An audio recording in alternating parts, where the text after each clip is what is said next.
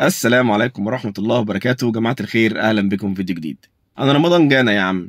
رمضان يا والله الواحد بيستناه من سنة للسنة. في حاجات حلوة كده في رمضان، المسلسلات الجميلة، رامز وما قلبه الحلوة، قعدة القهوة بتاعت بالليل دي. وما أقولكش بقى ليلة الوقفة، ده موضوع تاني مش عايز أحكي لك عليه بصراحة، داخلين على رمضان ومش عايز أحكي لك عليه. ليلة الوقفة دي قصة تانية بقى.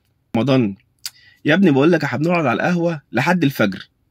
لا مش عشان نصلي، يعني عشان نلحق السحور وننام عشان في شغل تاني يوم.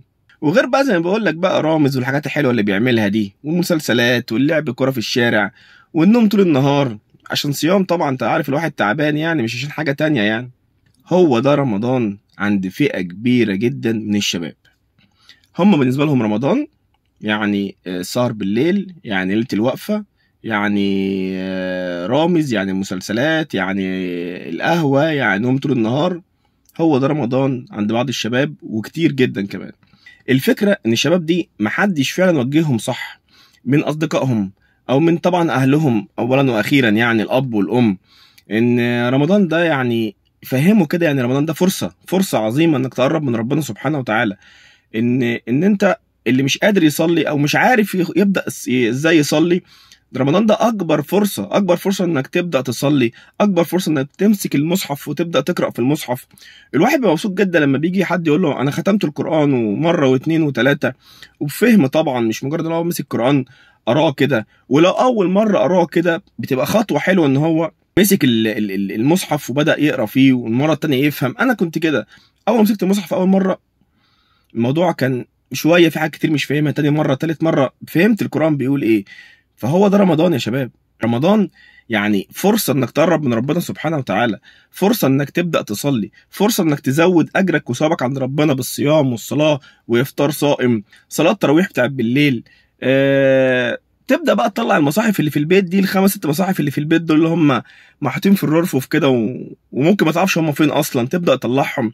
هو ده رمضان. رمضان مش يعني احنا ما بنعبدش ربنا في رمضان، انت برضه في ناس تانية وصل لها الموضوع ده، يجي رمضان عليه اول يوم رمضان يبدا بص صلاه وقران وكل حاجه، اخر يوم رمضان خلاص هو تمام كده، هو بيعيد، هو بيسقي بسكوت.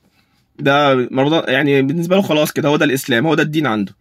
لا طبعا احنا ما بنعبدش ربنا في رمضان بس، كل يوم بنعبد ربنا حق عباده. بس رمضان دفعه، رمضان بيديك زقه انك تقرب، اللي مش عارف يقرب واللي مقرب يقرب اكتر، وبتزود حسناتك وثوابك عند ربنا بالخير اللي بتعمله زي ما قلنا، افطار صائم وقراءة القرآن وصلاة تراويح والصيام طبعا يعني اجر عظيم جدا. هو ده رمضان يا شباب، مش الوقفة، السهرة بتاعت الوقفة بتاعت بالليل، مش قعدة القهوة، مش المسلسلات، مش رامز. مش رمضان جانا يا عم، ده مش رمضان. رمضان صيام، ختمة القرآن مرة واثنين وثلاثة حسب ما حضرتك هتقدر، صلاة تراويح، افطار صائم. هو ده رمضان. فكروا واحسبوها صح واعرفوا هتبدأوا تعملوا ايه. هي ليلة اللي ناقصة، ليلة مش هنضيعها في السهرة مع اصحابنا ونقول يلا بقى عشان احنا في رمضان مش هينفع نعمل الحاجات دي تاني. لا، ونرجع بقى نختمها في اخر يوم برضو في الوقفة ليلة العيد بقى عشان نعمل الصدمة بتاعت الدماغ، اول يوم رمضان واخر يوم رمضان. احسبوها صح يا شباب. رمضان زي ما قلت لكم مش رمضان جانا، عشان عارف رمضان جانا بيعمل معاكم ايه بصراحه. جزاكم الله خيرا واشوفكم على خير، وما تنسوش الاشتراك في القناه واللايك والشير، ورمضان كريم، والسلام عليكم.